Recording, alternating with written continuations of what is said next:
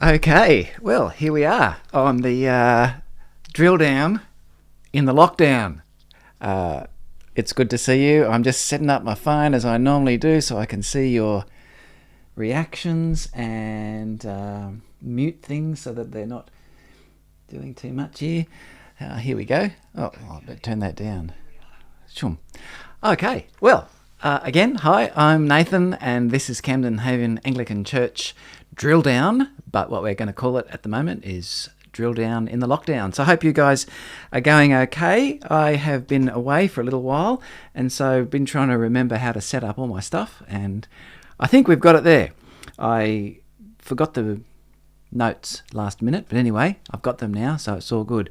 I'm not super happy with the colour, sort of a bit of a bluey tinge, but I'll work that out as the weeks go by, and we'll work out what we are doing there. Our church is going through Exodus at the moment, and we've already been through a couple of the chapters of Exodus. Actually, when I say a couple, I mean we're up to chapter 12 this week, and there's only 40 chapters.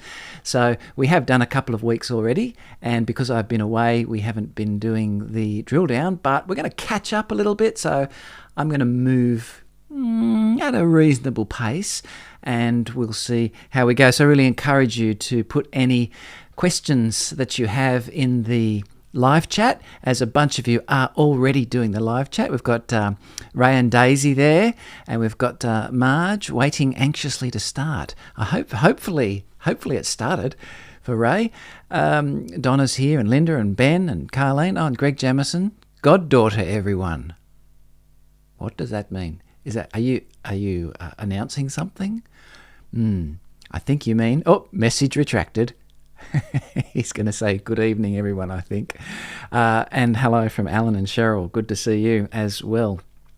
Well, what we're going to do is we're going to move over some of the chapters of Exodus. So we've just got our bearings again. It's important to have your bearings. And so we're going to go back to just chapter 1. I really think chapter 1's quite amazing. So I'm just going to open that up for you. And then I'm going to go 2. And there we go. Make that a bit bigger. One of the cool things I learned to do today was this. I wonder if it works. Oh, there I am. Hello. I'm there in the words, right in the words with you.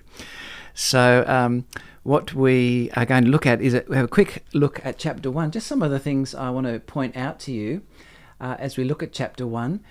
In chapter 1 are most of the themes and ideas of the whole book. So there is let's have a look at it so I don't have to double up. There is the whole idea of Israel multiplying. They're becoming more and more and more, as they were promised. If you were to look back in there, the Giles Brown duo are with us. Good to see you as well. And June, g'day June. And Greg's back. Spell check, he says. Yep, good idea. We have chapter 1 of Exodus to sort of get our heads back into it. One of the things that is emphasised in Exodus chapter 1 is one of the promises in Genesis chapter 12 to 15. And there Abraham is told that his descendants would be a multitude. They would be like the grains of sand in the sea. They would be like the stars in the sky. And so I want to just show you one of those things so we can see that. You can see here, but the Israelites were what? Exceedingly fruitful. They multiplied greatly, increased in numbers, and became so numerous that the land was filled with them. Now that's definitely worth a highlight, isn't it?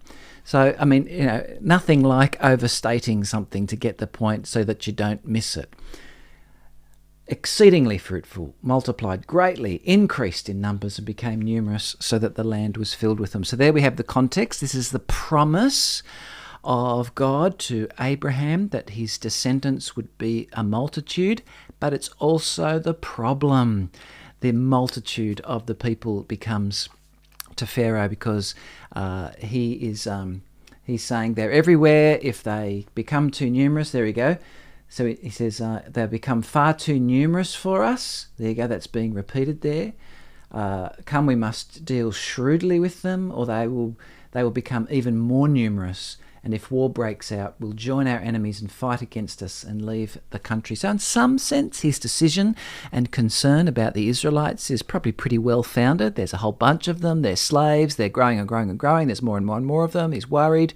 If there's a war, they're going to turn on him. So I suppose in some sense, it's reasonable policy to make sure that they're subjugated.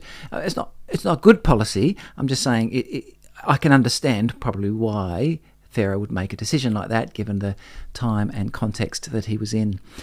So we'll go on, and we see this big idea of the increasing numbers, which is the answer to the promise, and is also the problem that Pharaoh sees. A couple of other things that we see in the passage is that significantly, where is it? Here we go.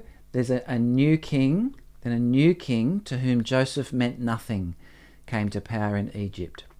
So let's highlight that, because this is clearly a link between what has passed in Genesis, the end of Genesis. We've got the whole story of Joseph towards the end of there, a significant story, and then it flows in. So this is really, Exodus is really linked. This is Genesis episode 2, you could say.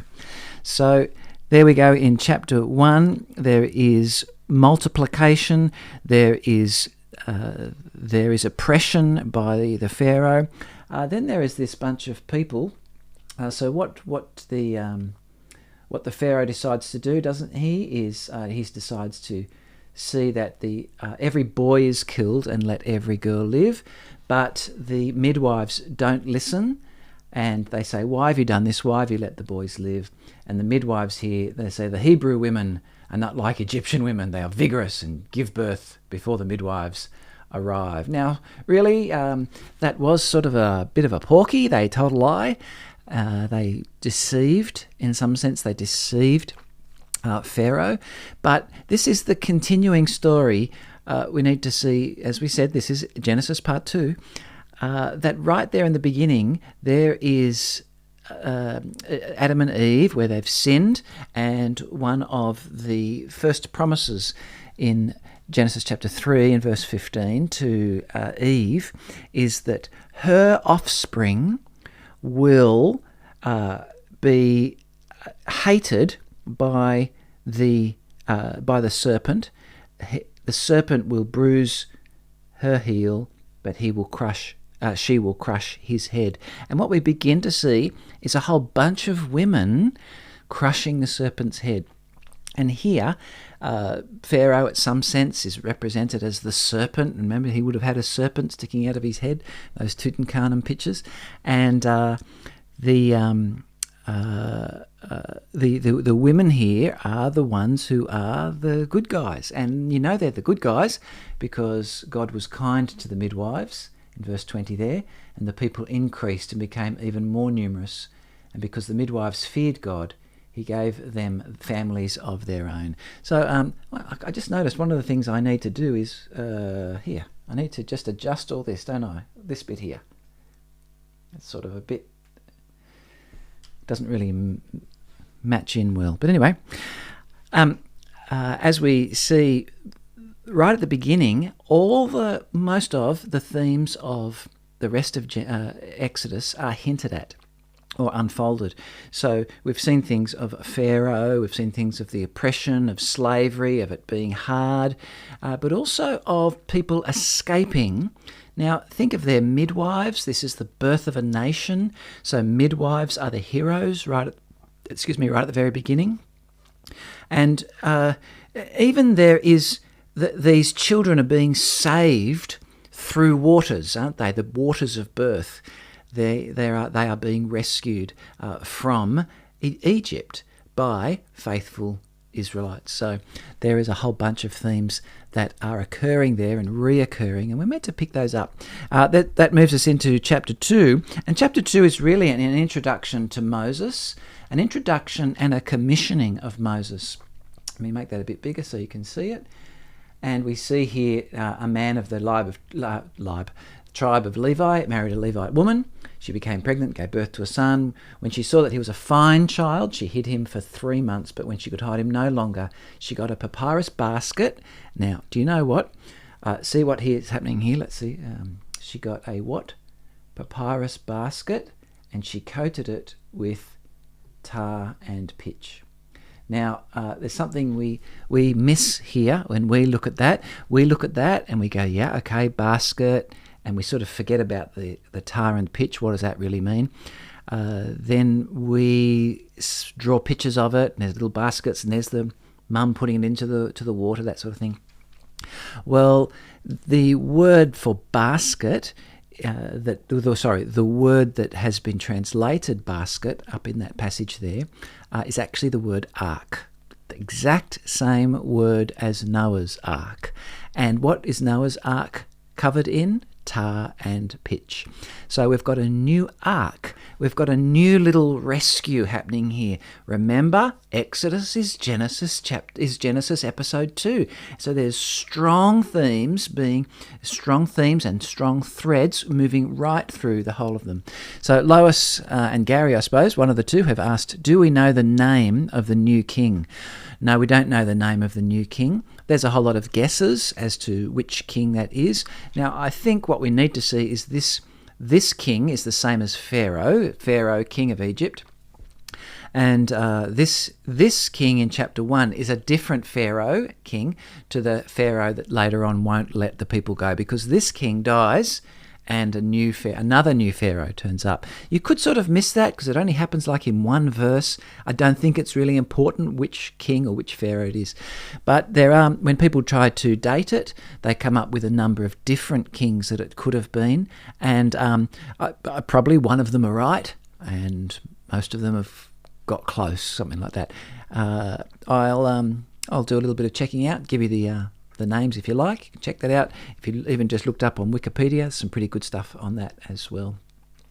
So what we're finding here now is this introduction to Moses, and he is another one who is saved through the water. And it's interesting, isn't it, that the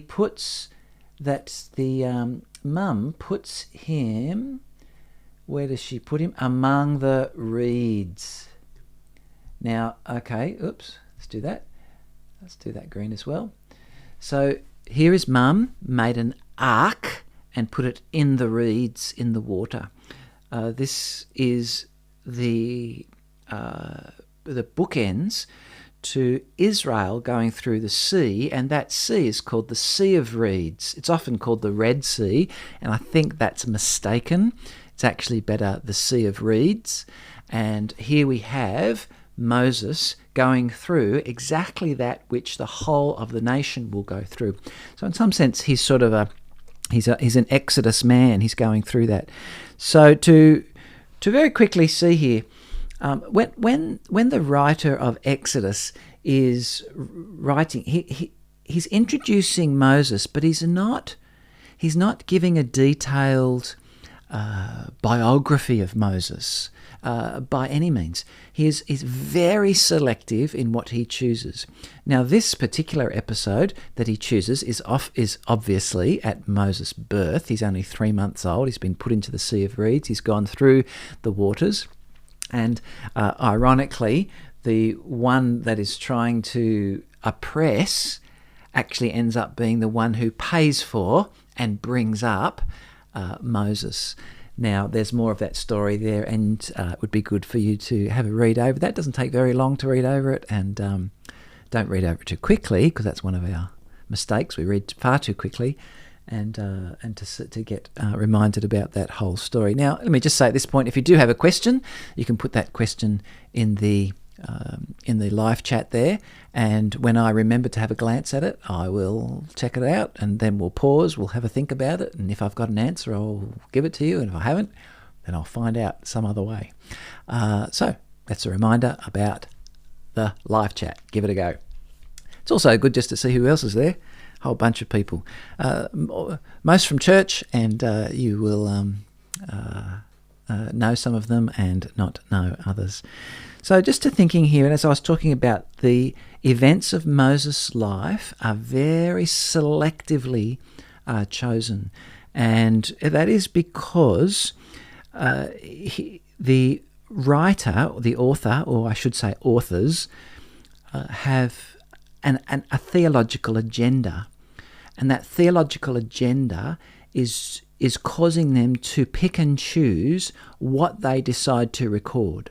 So really, the next thing that happens, if you have a look there as I scroll up, is here, when the child grew older, she took him to Pharaoh's daughter, and he became her son. She named him Moses, saying, I drew him out of the water. Well, again, even in Moses' name, there is an anticipation of what's going to be happening to Israel being drawn out of the waters, like that sort of thing. So there's lots of themes, thematic stuff and theological stuff happening. But what you need to see here is that, so I don't know how old he would have been, still would have been young. I suppose when he was weaned, he could go to Pharaoh's daughter and become the Prince of Egypt, I suppose, something like that. Now, look at verse 11, one day after Moses had grown up. Now, the thing is here, he's 40. So we've got 40 years. 40 years just happened in the blink of an eye. And now we have Moses, who is, what's he doing? He is heading out to where his own people were, and he watched them at their hard labour. So remember, just picture this, the Israelites have been in hard labour now for 40 years. They've been crying out to the Lord for 40 years. I get impatient if my prayer's not answered, almost in the next hour, or at the most by the next day. 40 years, long haul stuff. A great, what would you say, example and probably rebuke to me. Well, look what happens. What we see is that Moses sees a Egyptian beating a Hebrew, and one of his own people, Moses' own people, looking this way and that and seeing no one. He killed the Egyptian. Oh my goodness, this hero of the Bible's a murderer. A whole bunch of the Bible heroes are murderers. David was a murderer. So many of the judges were were murderers. It's guys and girls. So there's a bunch there. Tamar, good on her. Then you can see here the idea of the next day when he went out and saw two Hebrews fighting. He said, why are you hitting your fellow Hebrew? And what do? They turn on him and say, who made you ruler and judge over us? Are you thinking of killing me as you killed the Egyptian? Well, Moses was afraid, and off he goes. When Pharaoh heard this, he tried to kill Moses, but Moses fled from Pharaoh and went into Midian. Now then there's this whole story. He goes into Midian, he finds a wife, Jethro's daughter. He marries this wife, and how long does he stay in Midian? Have a guess. How long before? So he was 0 when he was born, as most children are. Most people are born at a very early age. And then he's 40 when he goes out to see what's happening with the Hebrews, and then that killing happens, and then he flees, and so he's 40, and he flees to the wilderness. Ding ding ding. Wilderness for how long? 40 years. After 40 years, he comes back, because what's prompted the return is the tree, the burning bush, or more particularly the bush that burned but didn't burn, and this commissioning that happened. So what we see in Moses is him in Egypt, out of Egypt, into the wilderness. So here is another exodus. He was an exodus in his first 40 years, an exodus in his next 40 years, and then another exodus will be the one that he takes the people out. Now he's 80, and his brother Aaron is 83 when they lead the people out of Egypt, which is a bit later on. So let's have a look here. I've got Glenn Mars, and he's asked the question, when? Okay. No record of Moses' early life, just like Jesus. Yeah, okay. So that's Donna's comment. there is no record. I'm going to do this for a minute. There is no record of Moses' early life. They're bits and pieces of conjecture and things like that, but in the Bible we've got nothing, and very similar to Jesus' life. And Jesus is seen in the New Testament as the new Moses. So there might be something in that, but let's keep looking at this, and I'm going to do this. So I turn back up here again. So really, note also that for when Moses was 40, the people had been crying out for 40 years. Moses goes into the wilderness for 40 years, then returns back, and then it's 80 years, and he's come back, and he's going to then go through all of the stuff to bring the people out of Egypt. So just see that picture. Israel has been groaning for 80 years, at least 80 years, crying out to the Lord. 80 years. Keep that in mind. So Glenn has asked a question. He said, Zwen / I bet you he's on his phone. Anyway, how did Moses know he was a Hebrew? Yeah, well, that's a good one. What we know is that he did know, first of all. So the question is not did he know? He did know. The question is how did he know? Well, I think that what we do see is that certainly his mother nursed him, and then she took him to Pharaoh's daughter and he became her son. So there was probably, and I'll have a think of this, have a think a bit more about this, but there was somehow he was able to have that continued connection, possibly with Miriam, because Miriam was always there in the background.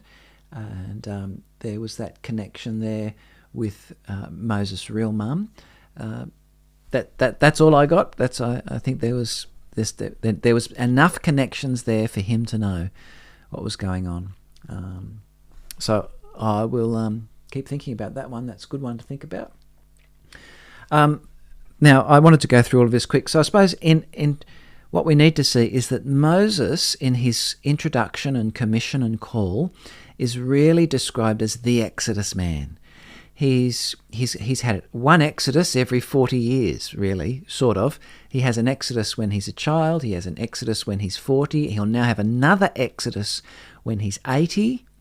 And when he's 120, 40 years later, and they're 40 years in the wilderness, he will then get to the edge of the Promised Land, and he won't be allowed to go into the Promised Land. But that's another story, Numbers. You can check out our sermon series on that if you like. So really, if you've got, so far we've had 80 years of Moses' life, and really very few things have been selected, because what is selected is not for the purpose of biography, but for the purpose of theology. There is something theological being said here about Moses. This is not to, in any sense, mean that the history... well, let me put it this way, and this might be a dangerous way of saying it, but I will... Graham has said, was Moses circumcised? That would tell him. That certainly would tell him. He'd have a reminder of that. I can't think of anywhere where it talks about Moses being circumcised. Tick, tick, tick. He would have become circumcised, but I'm not sure if he was. But possibly, I'm not sure. That would have been something that his mum would have done. Maybe she might not have because of his connections with the palace, but I'm not sure. Good question. Good comment anyway. I suppose what I want to say here is what might sound a bit scary, is that the Israelite people, the authors of the Bible, the editors and people who were a part of it, certainly Moses was a significant part of writing the first 5 books of the Bible, but he clearly did not write it all, and it has been added to over the years in Israel, so Israelite people, not the years since then for us. But so in a real sense, the Bible's not it's not a history book primarily. It's a theological book primarily. So the stories that are told are first and foremost have theological intention. And when you get the theological point from those stories, you've got the point. Whether they are fully historical is another point.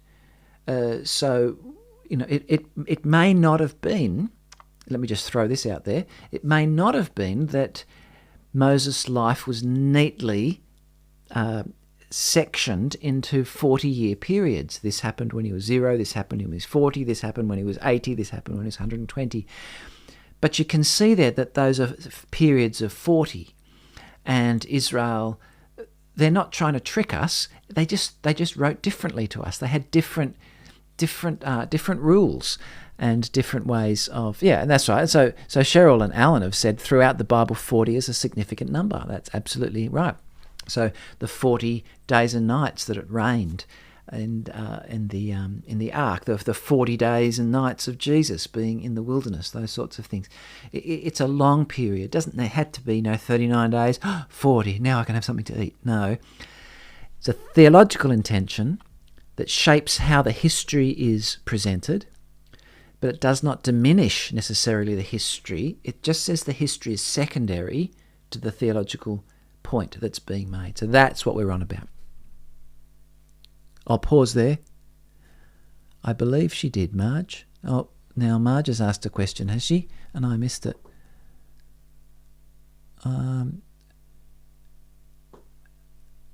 Great to be with Drill Down again, Marge Cameron. I can't see any other questions from Marge. Oh, right. Also, did Pharaoh's daughter know Moses was a Hebrew baby? Yes, she did, because she said, this is one of the Hebrew babies. Can I show you that? Here we go. Verse 6 of chapter 2. Pharaoh's daughter says she opened it and saw the baby. He was crying like Israel is crying, hearing the cry, all that sort of stuff. And she felt sorry for him. This is one of the Hebrew babies, she said. So thank you, Marge, for asking that question, because that certainly clarifies that for us. So Moses is the Exodus man. So when God's looking for a guy with the right qualifications to take his people out of Egypt, he says, I'm looking for someone to bring an exodus from my people. Who's got the cred? Yep, here we go. Here is Exodus man, and it's Moses. Now, Ray and Daisy say Moses' parents Levitical, surely 8th day circumcision, as God had said. Yeah, pretty good. Quite true. It's a good guess, and you're probably right. Now, what are we? 28 minutes into it? Are we 28 minutes or so? So we've got about 15 minutes left. So I'm going to try to do chapters. We've done chapters 1 to 3, and this time I'm going to try to do chapters 5 or so to 11 in the next bit. So here we go. I'm going to open up a different page here, and we're going to open this. I'm going to go camera 3. Here we go. And here's what I want to do. We're going to look at this. I wonder if I can do that. Oh, I can. I can be on that page as well. I can be on every page. Oh, why don't I do this? This is better. Yeah, we'll do that one. So, one of the ways of getting into the big picture of Exodus is to see that Exodus is asking two questions. And the first question that Exodus is asking is, who is God? Who is the Lord? The who question. The second question that Exodus is asking is, where is the Lord? Where is God? So who and where.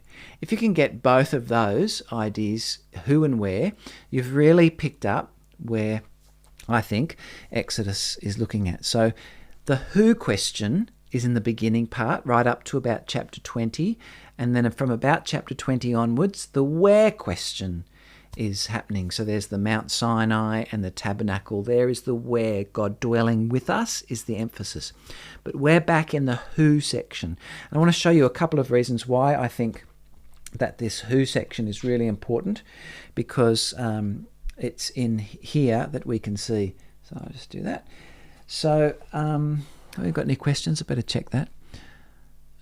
Ellen says, wasn't Moses the one circumcised as an adult, and that our guest sermon person told us about 2 Sundays ago? Yes. Thank you. No, that was his son, Gershom, and Zipporah, his wife, was the one that did the circumcision. We may get to that story today, I don't know, but probably not. Yeah, thank you. Joanne has answered that question anyway. Thank you. So what I want to show you here is the question who is being answered. Now, just remember the Israelites had been... I wonder if I can do this. Oh, look, I could be twice there. That's a bit crazy. Remember, the Israelites have been in slavery. They've been in Egypt for ages and ages and ages. They've been in slavery for at least 80 years or so. And so the generation after generation after generation have been impacted by an Egyptian lifestyle. And so I imagine that this would have crept into a whole bunch of their lives. They would become quite Egyptian. They would have had Egyptian hearts, you could say. Israelites, but with Egyptian hearts. And so the question of who is the Lord, this is an important question. Who is this Lord? Who is God? Who is this one? Because the Bible, when you open the Bible at the beginning, you get a picture of God that then develops throughout the Bible, and then we have fulfilled in Jesus, and we see clearest in Jesus. That doesn't mean that people's ideas about God developed, and so they developed him. It means that God's revelation of himself was gradual and unfolding. That's why sometimes you think, well, how can this bit here be reconciled with this bit here in the Bible? And that's because it's actually in the process of moving forward. There is a greater understanding of who God is later in Scripture, moving towards Jesus, where we get the clearest picture. And so here in Genesis episode 2, here in Exodus, we are finding again this question, who is the Lord? And we can see it right here. See, Moses said to God, suppose I go to the Israelites and say to them, that I'm going to highlight this instead, actually. And I'm going to highlight it in, let's put it in, let green will do. Moses said, suppose I go to the Israelites and say that God of your fathers has sent me, and they ask, what is his name? That's a bit too thick, that. I'm going to just reduce that thickness. And so what is his name? Then what shall I tell them? And God said to Moses, I am who I am. This is what you are to say to the Israelites. I am has sent me to you. Okay, thanks God. There's sort of this, it's an answer but not an answer. You are. I am what I am. Now it's important to see that, I could probably show you this. Let's go here. Let's just pop back to page 2 so you can see this.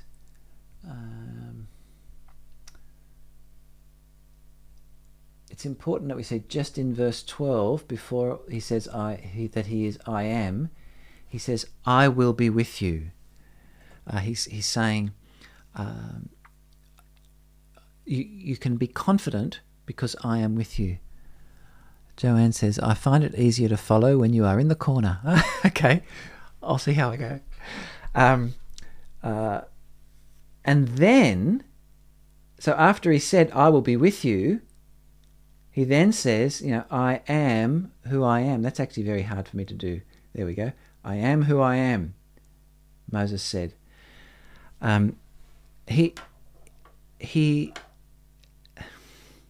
He's giving this answer that's enigmatic, but confidence-giving, because he said, I will be with you.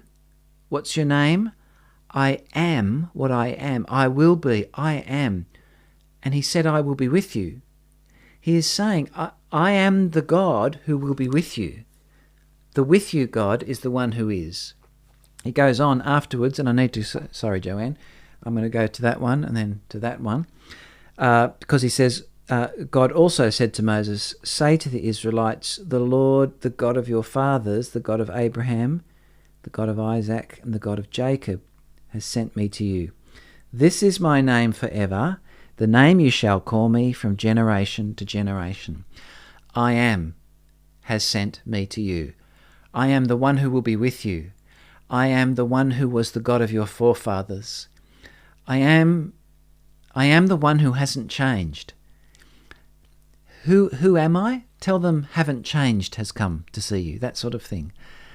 We see later on, don't we, in the New Testament, where the Bible speaks of Jesus being the same yesterday, today, and forever. A faithful, he is who he is. He is the great I am. It's a name that is going to give you access. There's power in that name. I went one holiday on holidays when I went to see the New Year's Eve fireworks. We went to Shore School, which is right on the harbour there, and just looks straight at the harbour bridge. Pretty amazing spot. And the only way we could get in was by saying the name of one of the teachers that we knew, Ken Gilmore. So I just got to the front. The minute I said Ken Gilmore, waved in. There was power in that name. So in some sense, here there is power in this name that Moses is asking for asking for from God. So the question, remember I said the question, who is God? That question is being asked by the Israelites. They need to know. But also, who else needs to know? Well, I'll show you who else needs to know. It's the king of Egypt. He needs to know as well. So here the Lord, the God of heavens, has met with us. Let us take a 3-day journey into the wilderness to offer sacrifices.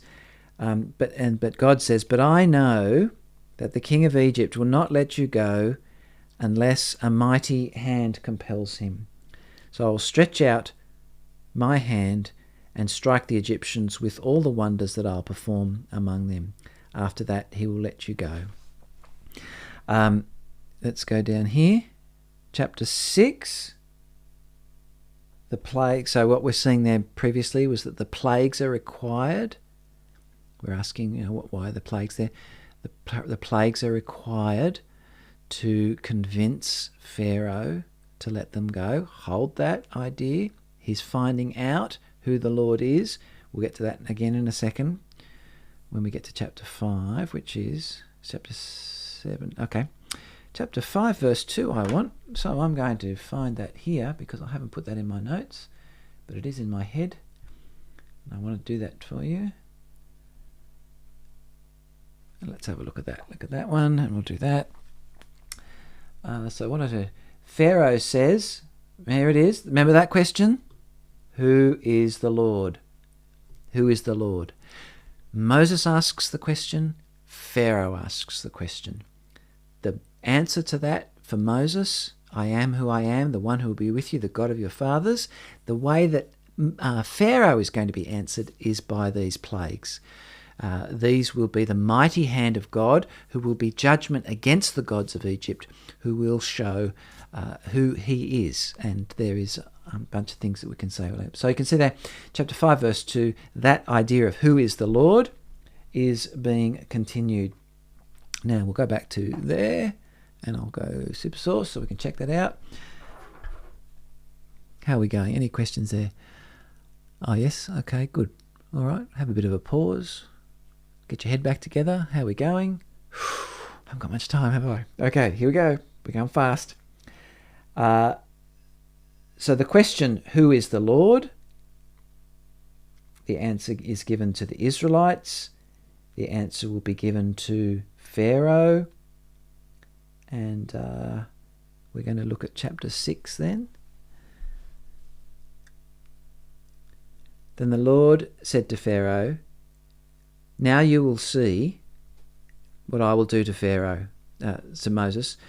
"Because of my mighty hand, he will let them go. Because of my mighty hand, he will drive them out of his country." God also said to Moses, "I am the Lord. I appeared to Abraham, to Isaac, to Jacob as God Almighty. But my name, the Lord, I did not make myself fully known to them." Again, that idea of name, progression, unfolding, developing, understanding who God is. This is what's going to happen. This Exodus event will say something about who God is. Keep that in mind. A little bit further down. Where are we going here? Again, this is about the Israelites knowing, "I will take you as my own people and will be your God. Then you will know that I am the Lord your God who brought you out from under the yoke of the Egyptians." Now, I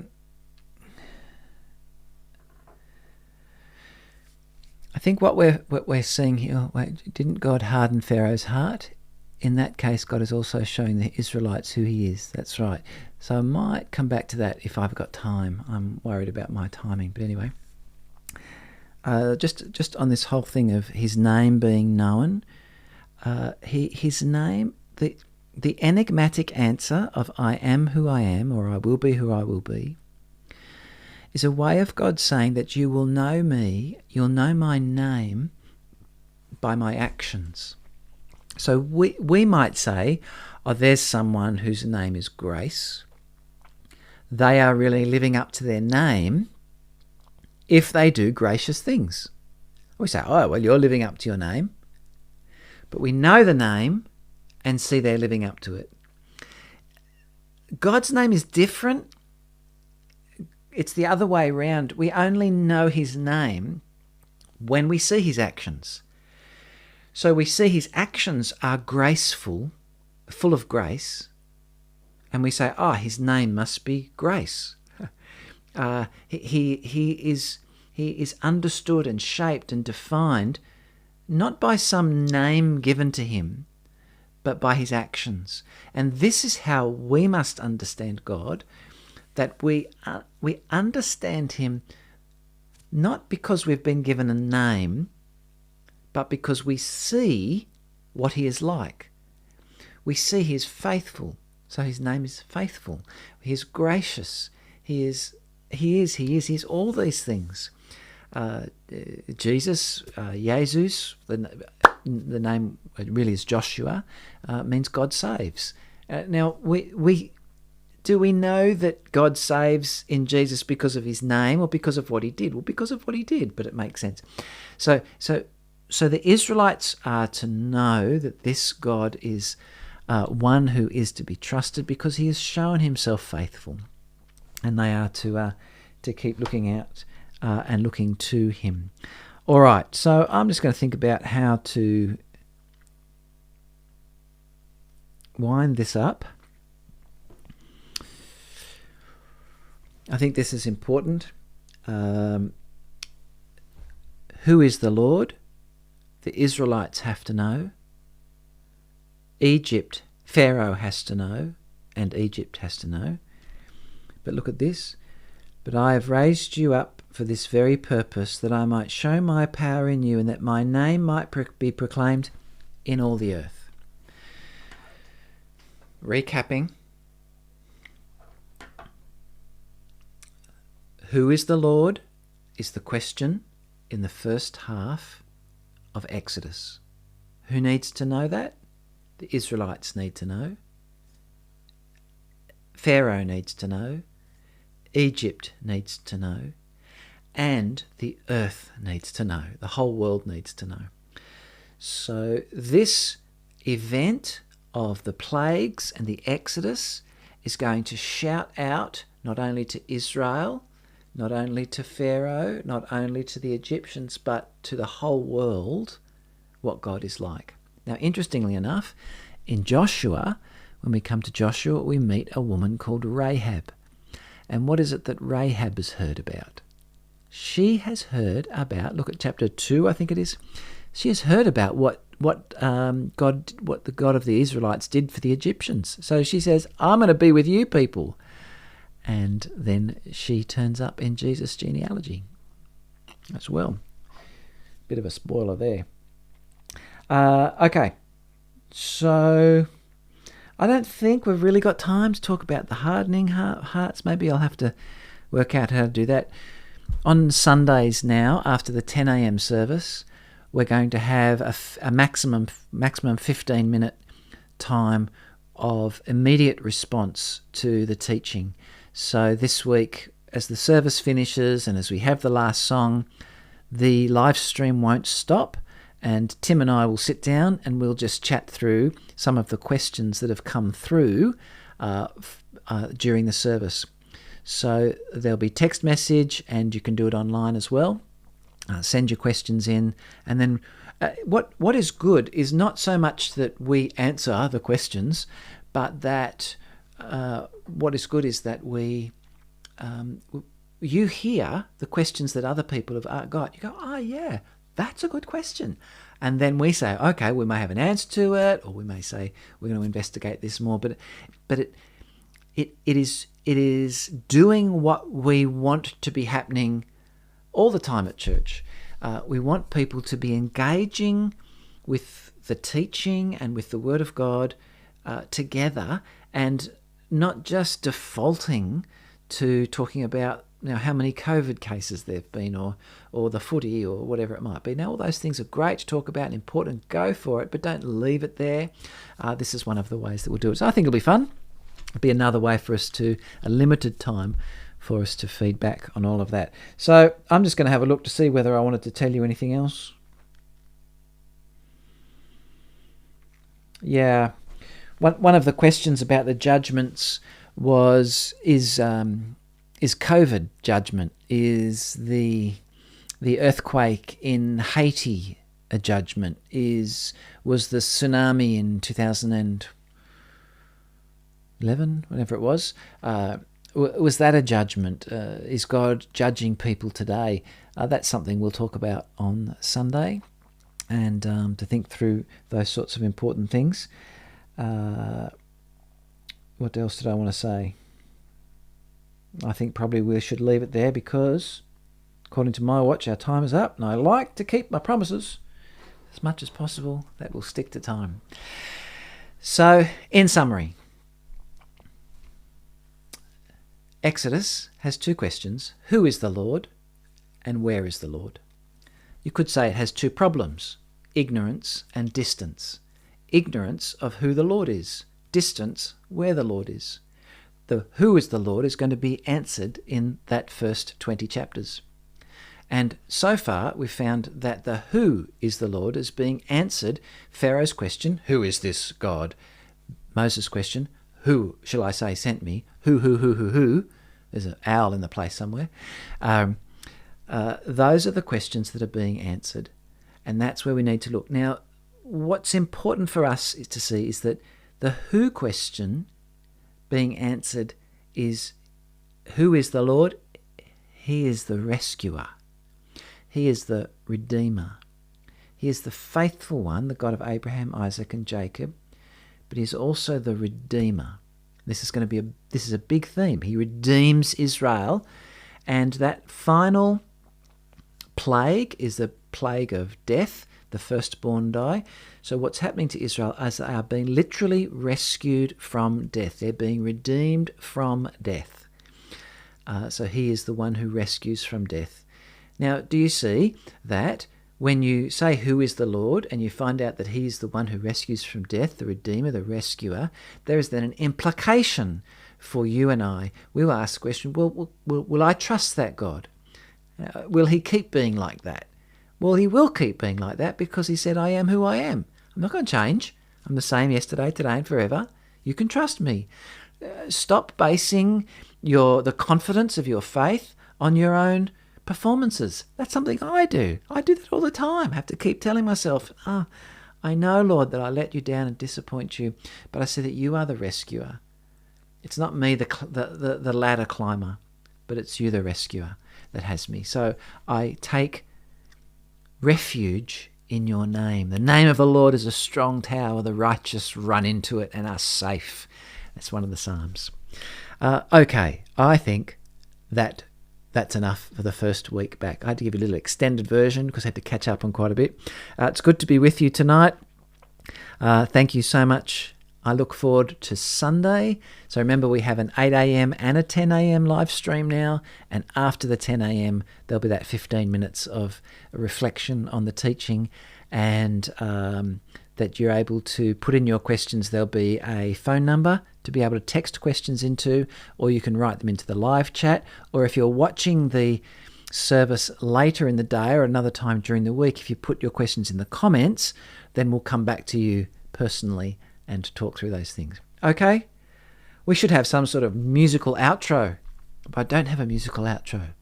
So I'm just going to say it's been good to be with you, and I'll see you later.